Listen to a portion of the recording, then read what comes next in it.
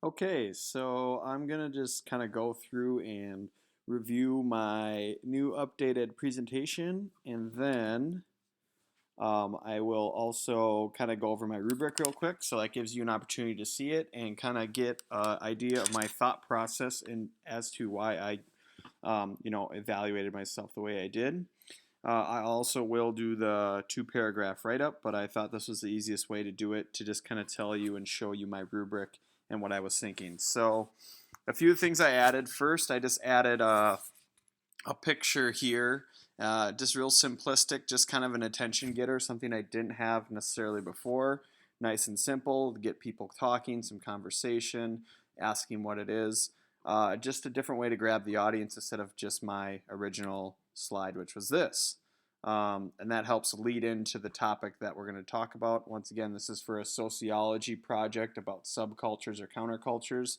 I just identified this group of people as a subculture that exist in our society today.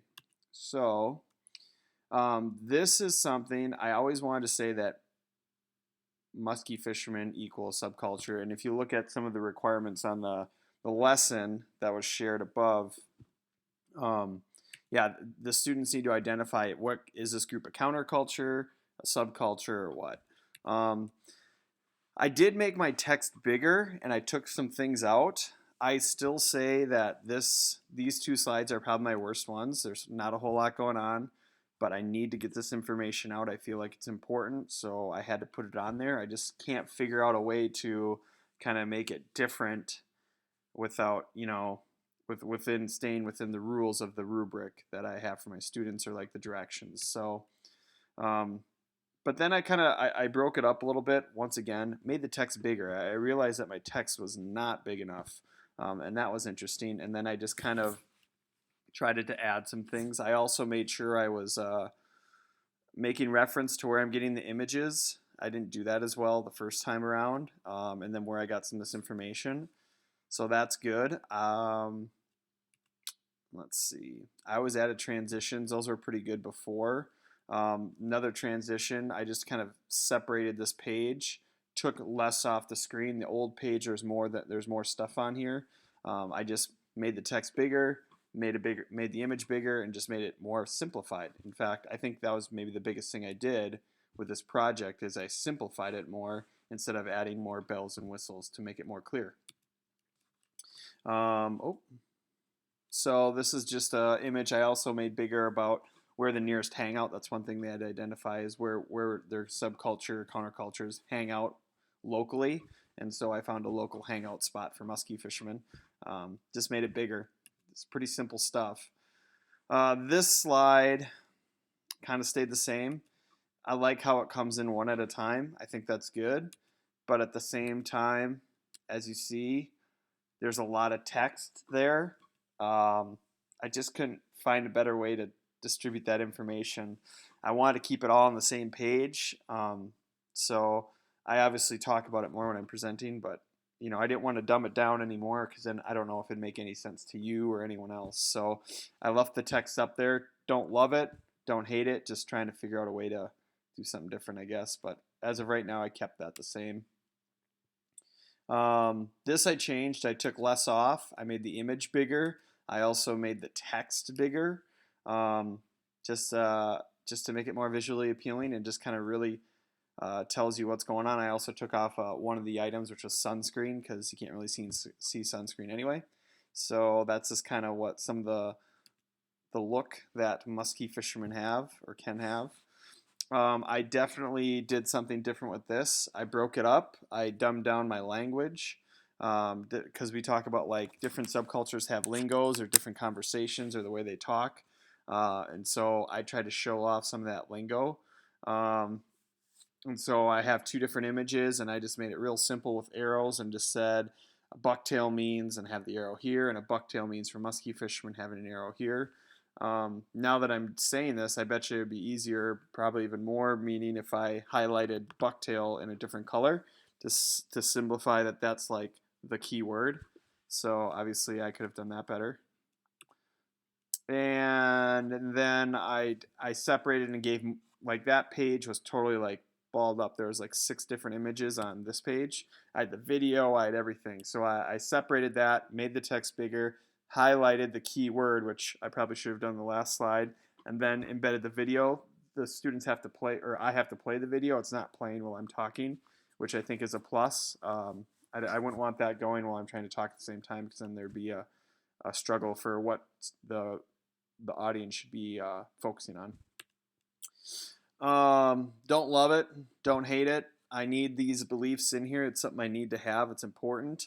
I just made the text bigger, but I didn't really change too much other than that. And then I added a reference page. I didn't even have one. That was just kind of lazy on my part. So I added a reference page, and that I think helped make this more academic. So that was good. Yeah, one thing about this, I toyed with the idea of like making a picture and an image for each slide of like environmentalists show an example, conservationists show an example. But at the end, I know in my requirements, I'm trying to limit the students to how many slides they have, and I've already went way over my limit, so I might have to adjust that in my own in my instructions. But I don't want these PowerPoints that are just super long. Sometimes they get to be like 20, 30 slides, and that can just be too much. So the goal of this was to try to fit, try to make it 8 slides, I think was the original instructions. We might have to change it a little bit, but that's why I kind of shied away from that idea. So let's go to the rubric, and let's see. This is kind of my thought process and how I ranked it. So I thought the slides were attractive, and the presentations enhanced, or the graphics and the images enhanced the presentation. I gave myself a 3.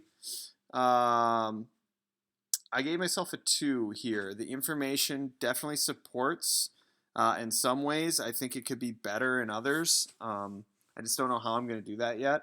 Some of the slides are just kind of like just information, but I don't know if there's any context, and it's hard to explain that. Maybe when I'm actually talking, it'd be easier, but I just gave myself a 2 there. The technology does pretty good enhancing the slides, but I just gave myself 2. I definitely cleaned this up. I think the slides are much easier to understand. Sometimes less is more. I actually took out stuff. I eliminated stuff in the presentation, which I think makes it easier to understand, more effective. And I didn't overload each slide with graphics or stuff like that, which I did in the first version of the same presentation. Text. Well, I definitely improved the text. I found, embarrassingly enough, a few grammatical errors throughout the presentation, so it was good to go back, reflect, and clean that up. I also made the text bigger, so I think that's a big improvement. Text highlighting, I did some of it. Obviously, I could do some more, especially on the one slide mentioned earlier about which lingo or what language I'm using. So there's room for improvement there. And once again, I kind of reduced the amount of text. Well, actually, I'm just going to give myself a 2 there because there's a couple slides that still have a lot. I just don't know how to reduce that, and I don't want to add more slides to my presentation, so I'll keep that as a 2. Organized, I think it followed a logical sequence. I'm pretty happy with the organization. I think it just follows a pattern of breaking down the elements of what makes a subculture, so I was happy there. And then for citations, I cited all my sources. Every image I used, every piece of information that I gained from a book, a website, anything, I cited it. So that was good. I followed all my copyright. I cited my videos. I cited my images. And for the most part, I mean, there's not a whole lot of scholarly journals out there, but I did use text from so-called professionals. I did also use the Minnesota DNR's website for some of the images and some of the information. So I feel like I did pretty well with the information I presented is accurate and current. So I was happy with that. So that is my rubric evaluating how I did on this new presentation.